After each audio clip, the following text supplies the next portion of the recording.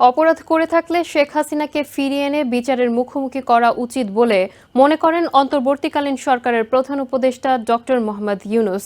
বুধবার নিউ ইয়র্কে এক অনুষ্ঠানে করা প্রশ্নের উত্তরে একথা বলেন তিনি।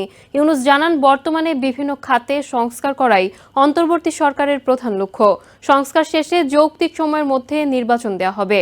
এ সময় নিজে নির্বাচনে লড়বেন না বলেও সাফ জানিয়ে দেন প্রধান উপদেষ্টা। জাতিসংঘ অধিবেশনের ফাঁকে নিউ ইয়র্ক টাইমসের জলবায়ু বিষয়ক এক অধিবেশনে অংশ নেন বাংলাদেশের অন্তর্বর্তী সরকারের প্রধান উপদেষ্টা ডক্টর মোহাম্মদ ইউনূস। আলোচনায় প্রাধান্য পায় পরিবেশ বিপর্যয়ের কারণ ও সংস্কার, বাংলাদেশের চলমান রাজনৈতিক পরিস্থিতি, অন্তর্বর্তীকালীন সরকারের কর্মপরিকল্পনা সহ সমসাময়িক বিভিন্ন বিষয়। এক প্রশ্নের জবাবে ডক্টর ইউনূস বলেন, রাষ্ট্র সংস্কারই অন্তর্বর্তীকালীন সরকারের প্রধান লক্ষ্য।